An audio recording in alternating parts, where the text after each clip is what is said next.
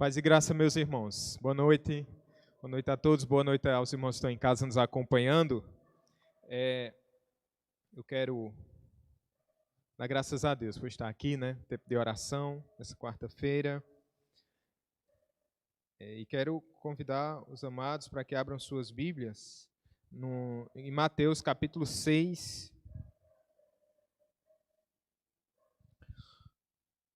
Nós vamos ler dos versículos 9 ao 15. No entanto, vamos seguir somente essa primeira parte da oração dominical, oração do Pai Nosso.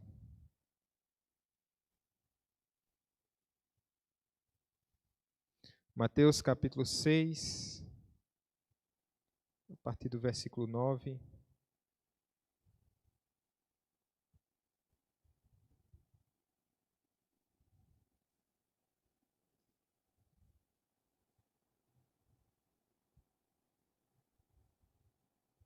Leiamos, meus irmãos.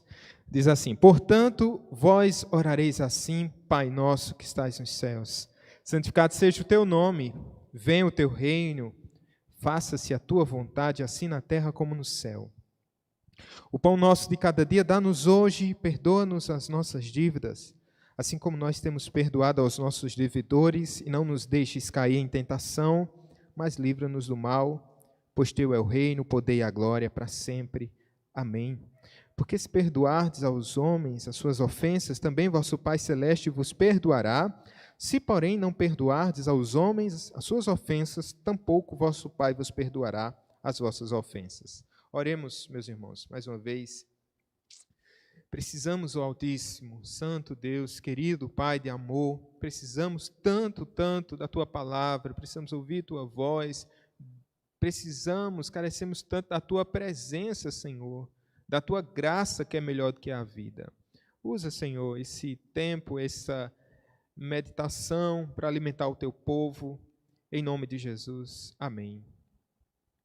Meus irmãos, eu adquiri esse material há um tempo e tem sido uma grata surpresa para mim. É um livro da cultura cristã, o tema dele é Se Deus já sabe, por que orar? Se Deus já sabe, por que orar? Ele é do Douglas Kelly. Eu não vou indicar para os irmãos porque não li todo, vai que, né? Mas assim, a primeira parte, estou lendo, estou sendo muito edificado, e justamente ele faz uma exposição do Pai Nosso, parte a parte. Então, muito material que eu vou passar para vocês hoje, eu vou replicar aqui do Douglas Kelly, que por sua vez recebeu do Espírito Santo, que é o mesmo Espírito Santo que habita em nós, então temos essa licença, tá bom? Mas a nossa ideia é a gente falar um pouco nas oportunidades que nós tivemos aqui nas quartas-feiras, da gente ver um pouquinho desse material. Pois bem, meus irmãos, essa é a oração do Pai Nosso, oração tão famosa, tão querida, já exposta tantas vezes, inclusive aqui na nossa reunião de oração. Agostinho, Martinho Lutero e muitos outros santos disseram que coisa nenhuma é tão maravilhosa na Bíblia inteira como a oração do Pai Nosso. É interessante porque parece-nos que os protestantes têm algum tipo de preconceito, né? Uma vez que tem uma certa resistência a orações que são repetidas e muitas pessoas sem o conhecimento necessário acabam utilizando o Pai Nosso justamente para quê? Para fazer orações repetidas e que não atentam para o próprio contexto aqui das palavras do próprio Senhor Jesus nesse Sermão do Monte. Esse é o maior sermão, dos mais importantes sermões de toda a Escritura, um dos mais extraordinários sermões do Senhor Jesus Cristo, e parte desse sermão ele dedica para tratar sobre a oração. Então entendemos que é um tema relevante, é um tema importante. Daqui a gente vai extrair princípios fundamentais para a oração. É uma oração pequenininha, mas assim, de tão importante valor e que pode nos dar um direcionamento, porque daqui a gente extrai os principais fundamentos aqui para a oração. Quem foi que nos ensinou? O próprio Jesus, o homem que mais teve intimidade com Deus. E ele vai nos ensinar. O próprio autor desse livro, ele compara de maneira interessante, algo que a gente já entendia de certa forma.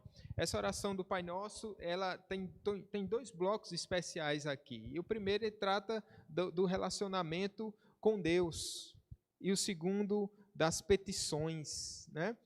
Mateus 6,33 é um texto interessante que diz assim: buscai, pois, em primeiro lugar o seu reino e a sua justiça, e todas essas coisas vos serão acrescentadas. Então, essa primeira parte do Pai Nosso fala do reino de Deus, da sua justiça e de todas as coisas que serão acrescentadas. A gente vê nessa segunda parte do Pai Nosso, que é o perdão, o sustento, a proteção.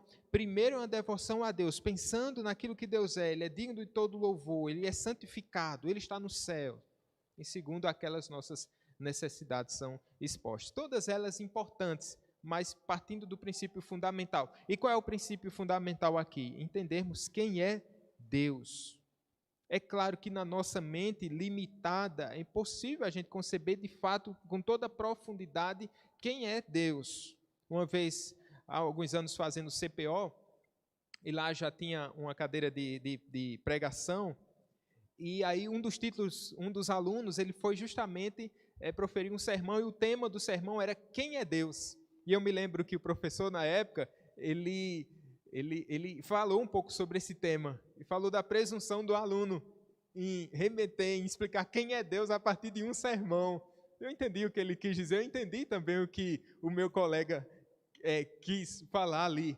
Mas o que o professor nos fez pensar naquele dia é sobre a profundidade de Deus. Quem é Deus? Será que eu consigo explicar para vocês quem é Deus aqui em meia hora? Em 40 minutos? De maneira nenhuma. No entanto, Ele se deu a conhecer a nós de uma maneira que nós podemos verdadeiramente, apesar de que nunca completamente alcançar. Nós podemos conhecer a Deus verdadeiramente, mas nunca completamente. Porque Ele mesmo se deu a revelar, nós podemos conhecer ao Senhor. Pai nosso que está nos céus. Deus é um Pai, é uma pessoa. Jesus vai chamá-lo de Pai, e Ele está no céu. Pense duas ideias aqui que elas já começam a ser um tanto quanto contrastantes. Como é que Deus, Ele é o meu Pai, Ele se relaciona comigo e ao mesmo tempo está no céu? E é curioso isso. Ele é uma pessoa como nós, e o significado mais básico da palavra pessoa é estar em relação com outros. Ou seja, relacionamento. Um relacionamento. A gente pode pensar aqui que o ser humano está inevitavelmente ligado aos outros. Nenhum homem é uma ilha, então ele precisa desse relacionamento. O homem foi criado à imagem de Deus. E será que Deus ele é um indivíduo solitário? Que na eternidade ele estava olhando assim, dizendo, eu preciso de alguém para me relacionar, e aí criou o homem justamente para sanar essa ausência e essa necessidade que ele tinha de se relacionar. O verdadeiro Deus sempre teve outras pessoas em sua própria vida com quem podia compartilhar e se comunicar. E aqui o Kelly vai dizer que assim por toda a eternidade, a real definição de pessoa inclui um relacionamento exatamente porque Deus nos criou a sua imagem. Essa é a real definição de pessoa, que inclui relacionamento porque Deus nos criou a sua imagem. Mas veja, Deus é uma pessoa, mas Deus Pai. Preciso pontuar isso, né? Porque temos a ideia, a trindade, né? A sua essência, mais 3 pessoas. Deus Pai, nós podemos pensar em uma pessoa, mas Ele está no céu. Isso nos mostra que Deus ele é infinito. Se relaciona conosco, mas Ele é diferente da gente. Nenhum de nós somos capazes de explicar a eternidade de Deus, mas isso de forma alguma significa que não possamos saber quem realmente Ele é. Ele é completamente ilimitado, Ele não pode ser preso ao espaço e ao tempo. Será que Deus cabe num templo feito por mãos de homens? De maneira nenhuma. Nem o próprio universo é capaz de conter esse Deus que Ele é totalmente infinito. Não existe limite para o seu poder, para a sua pureza, para o seu amor, para a sua santidade. Veja, enquanto isso aqui é algo tão difícil de nós compreendermos, né? Porque Deus ele é infinito. E a partir do momento que a gente consegue explicar quem é Deus, em todos os seus pormenores, nós nos tornamos Deus também. Porque essa é a grande diferença. Assim como o céu se distancia da terra, assim é a diferença entre nós, criaturas do nosso Criador. E ainda que seja transposta essa lacuna, por sermos agora chamados filhos de Deus, ainda assim nós conhecemos Deus, podemos ter o conhecimento de Deus, mas não o conhecimento total de Deus. É um conhecimento verdadeiro, mas ainda não é o conhecimento total do Senhor. Ele é completamente limitado. Cada um de nós tem um início e um fim. Somos mortais. É extraordinário aqui, quando Deus vai falar com Jó, é humilhante, né? Em Jó, no capítulo 38,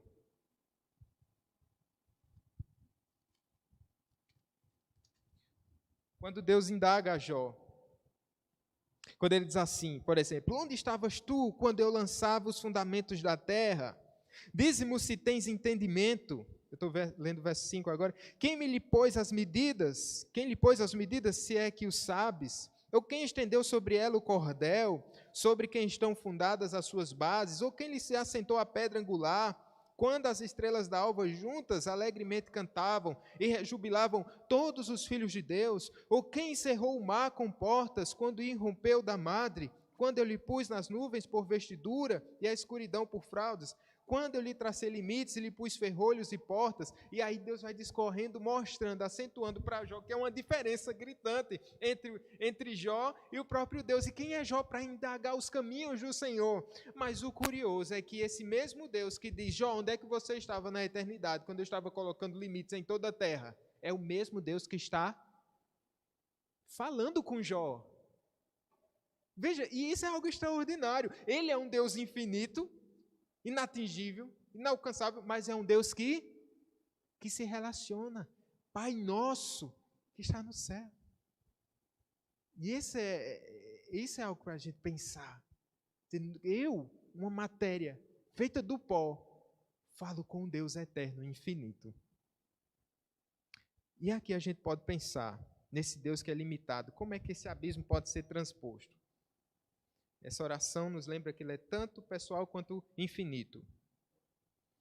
João, no capítulo 1, verso 2, ele diz assim, verso 1, no princípio era o Verbo. No princípio era o Verbo. Dentro do coração de Deus existe a palavra, existe comunicação. No início era o Verbo. Ou seja, sempre houve em Deus essa comunicação, essa linguagem com o próprio Deus, entre Deus e Deus. Como Deus nos fez a sua imagem, Ele nos fez de modo que possa ter comunhão e conversar conosco. Ele nos fez, somos semelhantes a Ele, por isso Ele nos deu essa necessidade de termos esse relacionamento com esse Deus que é eterno, que é infinito. Mas veja, nós estamos pensando num Deus que é infinito e nós somos finitos. É claro que por iniciativa desse Deus que é infinito, só pela iniciativa dele, nós podemos ter contato com ele. Nós podemos falar com ele. Porque justamente é a iniciativa desse próprio Deus. E por isso Deus, ele é adorado, e aí a adoração nessa oração do Pai Nosso, a gente vai ver no decorrer dessa oração, santificado seja o teu nome, é o aspecto da adoração. Mas veja que há essa comunicação. Como pensar isso? A Trindade. Ele é um Deus, mas subsistem 3 pessoas, e esse relacionamento entre a Trindade é um relacionamento eterno. Por isso que eu perguntei antes, será que Deus ele sentia falta de alguém? Não, porque Deus sendo em 3 pessoas, ele nunca teve essa ausência, ele nunca foi solitário, mas sempre completo em si mesmo. A comunicação e o relacionamento eterno entre Deus Pai, Filho e Espírito Santo. Por isso, essa é a base da nossa comunhão. É o Espírito Santo, é o Pai e é o Filho, é a Trindade.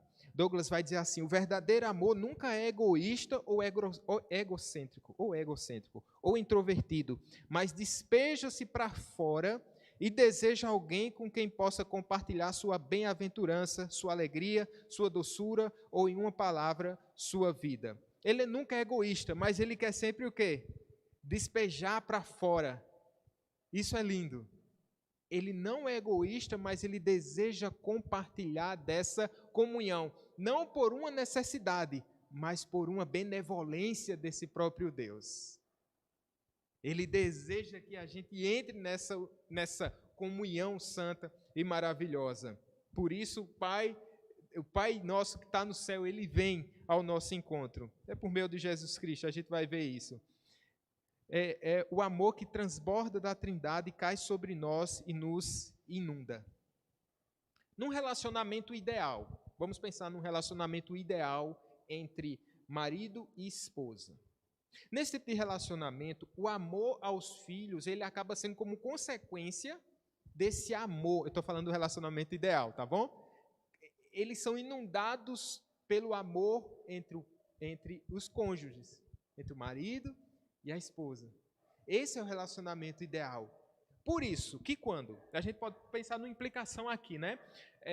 Por isso que quando num casal há ausência de um dos cônjuges, num casal não, numa família, há a ausência de um dos cônjuges, essa questão do amor, por exemplo, uma família é criada só, os filhos são criados só pela mãe, e a mãe vai se desdobrar para quê? Para tentar compensar o amor, a ausência do pai, em amor. Então ela vai se matar, ela vai se duplicar, ela vai fazer tudo. Sabe no final das contas o que é que vai acontecer? O filho vai dizer, talvez não diga, mas ele sempre vai sentir a falta do amor que faltou, do outro, da outra parte.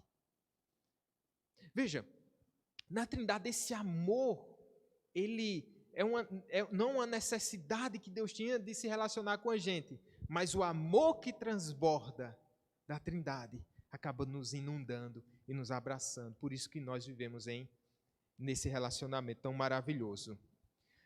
Deus não precisava da gente, mas ter um relacionamento com Cristo significa ser incluído no tipo de relacionamento de amor que Ele tem com o Pai. É justamente isso. Esse amor agora que nos alcança é fruto desse relacionamento entre o Pai e o Filho e o Espírito Santo, dessa Trindade. Deus não precisava de gente de maneira alguma. O que acontece é que seu amor é um tipo de amor que deseja ser compartilhado. Ao ler isso, eu fiquei dando glória a Deus. É um tipo de amor que deseja ser compartilhado. Porque um tipo de amor que não deseja ser compartilhado é um amor egoísta. Não é um amor santo. É uma ponte agora, a gente pode pensar como transpor essa ponte entre céus e terra. Nessa oração está implícito aqui algo interessante. Por exemplo, se você olhar aí no verso 9, diz assim, portanto, vós orareis assim. Essa primeira partezinha, Jesus Cristo já está pressupondo que aqueles que são os seus ouvintes, eles podem orar. E quem são os seus ouvintes aqui no contexto do Sermão da Montanha? São os seus 12 discípulos imediatos e aqueles que estavam acompanhando. E, dentre eles também muitos dos discípulos. E é por isso que ele está falando do princípio do reino de Deus aqui. Mas isso é interessante, porque a gente só pode chamar de pai aqueles que foram redimidos por seu filho. O mundo inteiro pode fazer. Eu me lembro da época de pandemia, ainda estamos vivendo, mas já graças a Deus passando, teve um grande evento, eu penso que foi. Será que foi na catedral? Foi em Roma. Acho que foi em Roma. Não me lembro bem, se foi no Vaticano ou em Roma. E aqui tinha um grande cantor contemporâneo, Andreas Bocelli. E aí ele teve uma apresentação maravilhosa de um quebrantamento, como se fosse um momento de oração universal. Ele cantou um hino conhecido mundialmente, foi um momento assim, bem marcante. Eu me lembro que eu até acompanhei, acho que foi ao vivo no dia, e eu vi que era uma catedral belíssima, me perdoe eu não trazer para vocês o nome do lugar, era uma catedral belíssima, estava vazia. E a voz de Andreas Bocelli, ele cantando como se fosse uma oração e ecoava naquele recinto. E depois, o Andrea Bocelli, ele tem problemas, ele não tem a visão, né? Ele é cego. E mostrava ele saindo assim da catedral e tinha um microfone assim na frente da catedral. Foi um momento muito marcante, muito assim, de muita contrição, humanamente falando. Mas ainda que o mundo inteiro se reunisse de maneira contrita, como foi nesse episódio em particular, mas nós bem sabemos, pode haver música da mais bela, pode haver um quebrantamento, pode haver uma contrição, uma necessidade de Deus, mas nós bem sabemos que Deus escuta os seus filhos. Por quê? E somente os seus filhos, de maneira especial. Porque o nosso contato, nós só podemos chegar ao céu por meio de Jesus Cristo. Abba, Pai. Paizinho. Só quem chama Deus de Pai é o Filho e aqueles que foram adotados por Ele. É interessante que essa expressão Abba, Pai, não há nenhuma outra evidência de ninguém antes de Jesus ter usado esse termo para um tratamento, para tratar a Deus. É o Filho que chama o Deus de Pai. E ele está dizendo, vocês podem orar assim, Pai. Vocês podem chamar Deus de Pai. E João vai nos dizer no capítulo 1, verso 12, mas a todos quantos o receberam, deu-lhes o poder de serem feitos filhos de Deus. Todos quantos o receberam, foi dado poder a estes serem chamados filhos de Deus. Então, Deus se torna o nosso Pai através da nossa união com Cristo, no novo nascimento pela fé. É como se fosse uma conversa de crianças. Quando nós nascemos de novo, já parou para pensar que não existe para os novos convertidos, não existe aquela, venha fazer um curso de teologia para você aprender a orar. Se bem que nós precisamos aprender a orar, mas o Espírito Santo é o nosso professor, né? Nós não sabemos orar como convém. Mas veja bem, você até ser batizado, você não pode orar. Não existe isso. Porque é natural do novo convertido, do nascido de novo, é chamar Deus de Pai. E é uma diferença tão grande. Você já parou para perceber e vivenciar alguém que não tem essa certeza de ter um relacionamento com Deus, um incrédulo? Quando ele vai falar de Deus, ele vai dizer, aquele que está lá em cima. É o grande que está lá em cima. Ou é Deus, ele chama Deus, às vezes tira o chapéu em outras culturas, né? Ou até, né? Na nossa própria cultura. Sabe, como alguém que não sabe nem como se aproximar de Deus. Mas a partir do momento que ele se encontra com o Senhor, sabe uma das primeiras coisas que ele faz?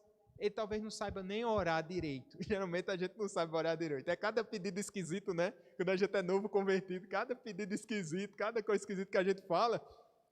Mas ele já pode chamar instintivamente, sem reservas, chamar Deus de Senhor. Você chama Deus de Senhor tantas vezes em oração, mas não para refletir no que significa. Dessa intimidade, dessa comunhão que hoje há, de chamar Deus de Pai, Abba, Pai. Ele agora é o nosso Pai. Ele nos tem agora como filhos, por meio de Jesus Cristo. Mas veja, como isso é maravilhoso. Tudo isso é a oração do Pai Nosso, gente. Oração que a gente muitas vezes passa por cima e muitas vezes a gente vê algo assim como algo de valor secundário ou trivial. Mas veja o princípio aqui que Cristo está nos ensinando. Quando a gente nasce, a gente já nasce chorando, a gente já nasce orando. Não é assim?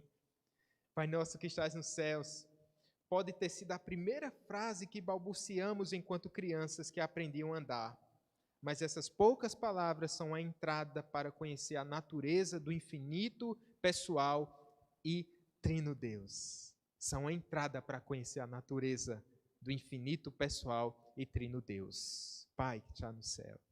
A verdadeira oração é o primeiro sinal da conversão, né? Paulo, lá em Atos capítulo 9, perseguidor, né, dos cristãos, e o texto vai nos dizer, lá na entrada, lá em Damasco, ele cai por terra, e quando ele chama Jesus, é curioso, ele diz assim: quem és tu, Senhor?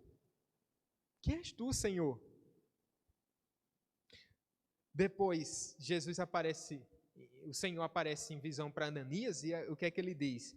Dispõe-te, Ananias, vai à rua que se chama Direita e na casa de Judas, procura por Saulo, apelidado de Tarso, pois ele está orando.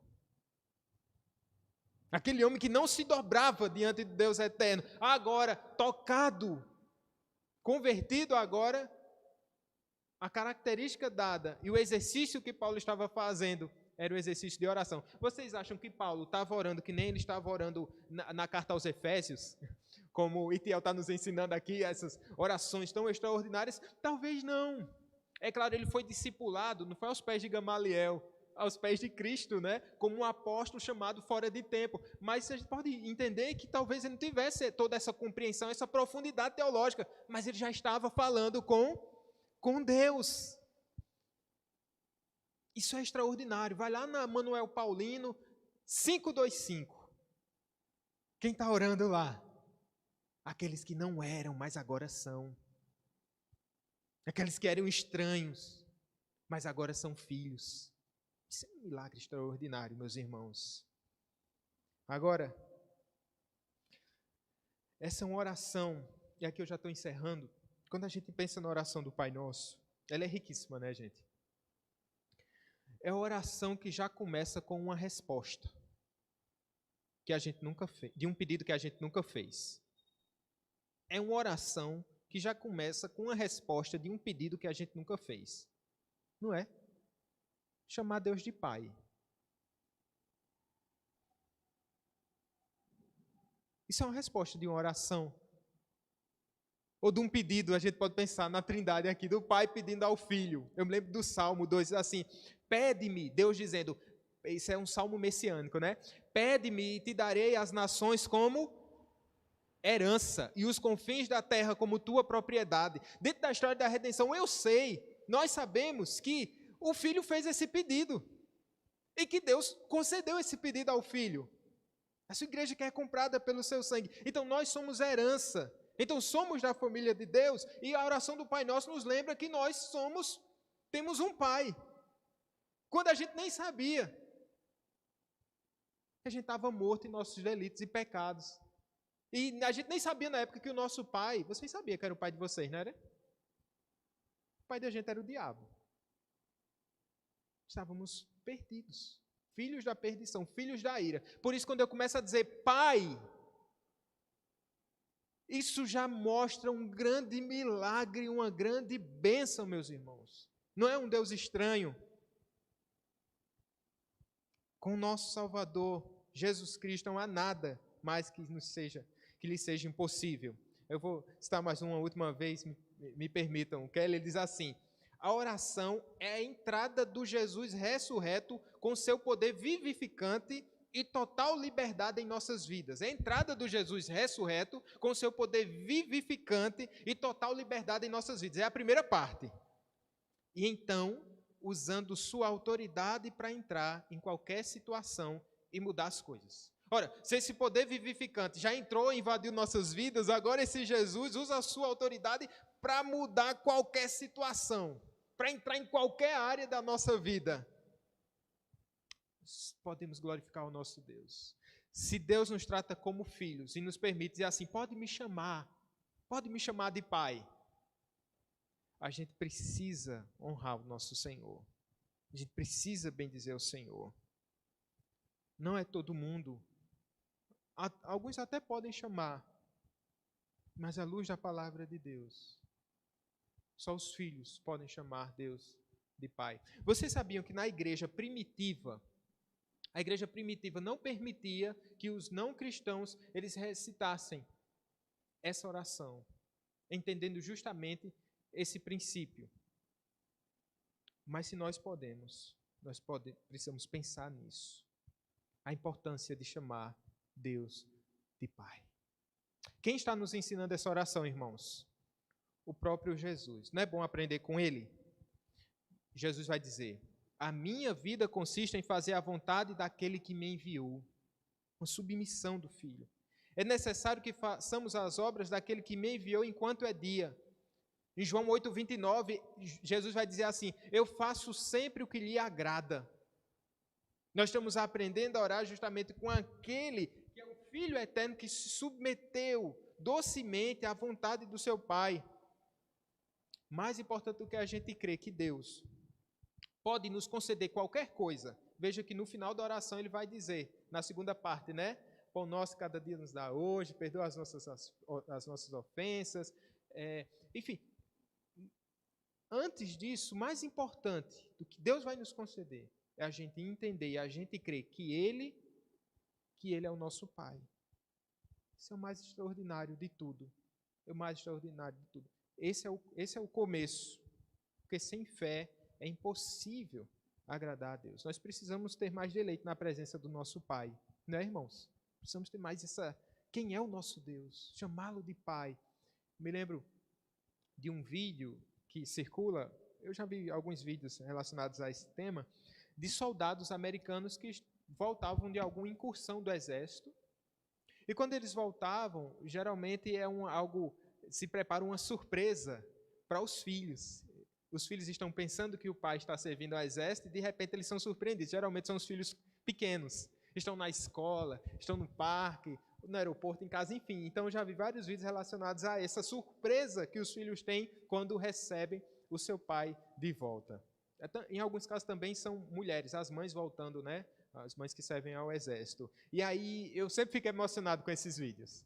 Porque quando chega e o filho percebe que é o pai, ele corre, dá um abraço e aquele momento tão emocionante. O meu pai está aqui. E, via de regra, as crianças caem no choro, o pai também cai no choro. Sabe? Mas é essa importância, a gente começa a pensar, meu Deus, como é bom ter um pai. Como é bom ter um pai que está no céu. E um pai que se relaciona comigo na terra. Que ainda solitário, vagante nessa terra, eu tenho um pai que me acompanha em todo e qualquer momento. Quando Jesus, afastado de todos os seus discípulos, abandonado por todos, ele saía para orar. Ele dizia: Pai, Pai. E quando na cruz ele clamou pelo seu Pai e nada ouviu como resposta, Deus estava ouvindo o pedido de Jesus de dar as nações como herança. Era ali, no único silêncio que houve entre a Trindade e toda a eternidade, que jamais haverá, era o Senhor Jesus comprando a sua igreja.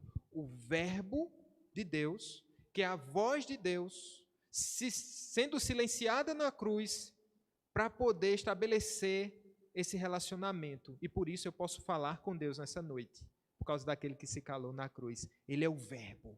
É por causa dele que eu falo com o meu Deus. É por meio dele que eu posso dizer, que nós podemos dizer nessa noite: Pai, Pai nosso. Eu não posso ser egoísta, né? Mas é o meu Pai. Mas é o nosso Pai, que está no céu, mas que está aqui. Por meio de Jesus, nós nos relacionamos com Ele. Isso é algo estupendo, isso é algo maravilhoso. E que o Senhor nos dê essa contemplação e essa alegria, muito maior do que aquelas crianças que viam seu pai voltando da guerra, mas de um pai que está sempre presente. Amém, meus irmãos? Amém. Deus nos abençoe. Quero passar a palavra mais uma vez ao pastor Flávio.